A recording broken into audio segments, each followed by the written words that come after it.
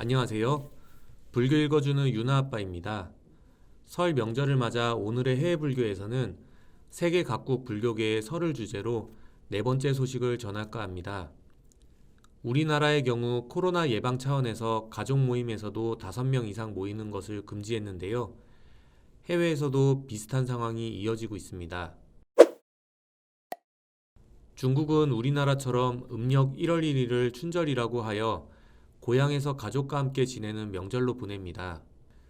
음력 정월 초하룻 날인 춘절은 중국에서 가장 큰 명절인데요. 대만과 홍콩을 비롯한 중화권에 춘절 문화가 있으며 중화 영향을 받은 베트남에서는 떼시라는 명절로 전해지고 있습니다. 중국에서 춘절 기간에는 빨간 봉투에 세뱃돈을 넣어 선물하거나 폭죽을 터뜨리며 한 해 안녕을 빌기도 합니다. 춘절 기간에 중국에서 가장 번잡한 곳을 꼽으라면 불교 사찰과 도교 도관을 들 수 있습니다.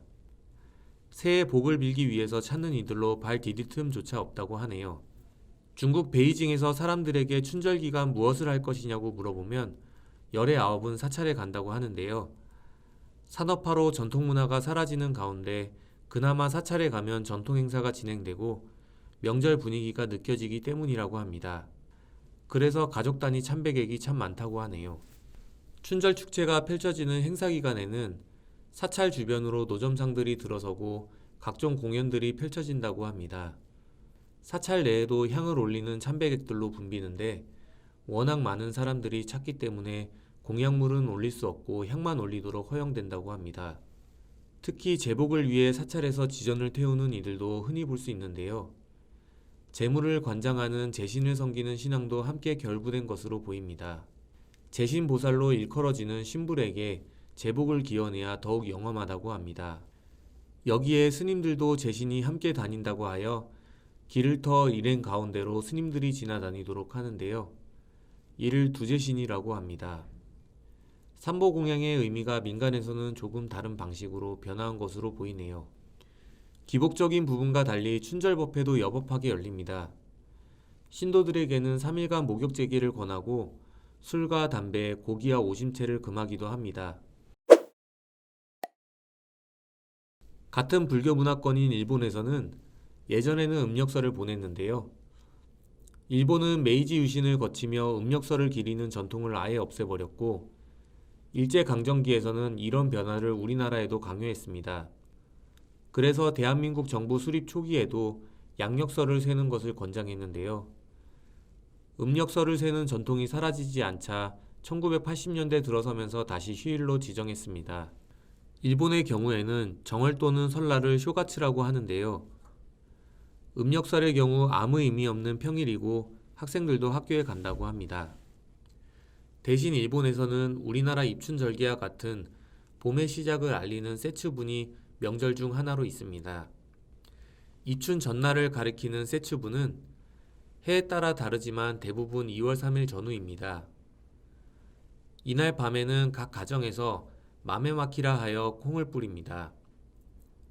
이때 귀신은 밖으로 복은 안으로라는 말을 외치며 집안에 뿌린 콩을 자신의 나이만큼 먹는 행사를 가집니다. 또 도깨비로 분장한 가장에게 콩을 뿌리며 역병과 불운을 쫓아내는 행사를 합니다. 일본 사찰에서도 이러한 전통이 이어져 오는데요. 사찰에서 불전에 올린 추건콩을 신도들에게 나눠주고 산문에서 콩을 뿌리는 풍습이 전해집니다. 많은 이들이 사찰을 찾아 콩을 뿌리기 때문에 특설 무대 등이 사찰에 마련되곤 합니다. 하지만 이번 코로나 확산으로 인하여 이러한 세츠분 행사도 모습이 대폭 변화한 것으로 보입니다. 매년 세츠분 기도회에 4만 명 이상이 참여하는 오사카 신쇼지 별원 등은 경내의 법당에서만 콩을 뿌리고 특설 무대 등은 설치하지 않는다고 사전에 밝혔습니다.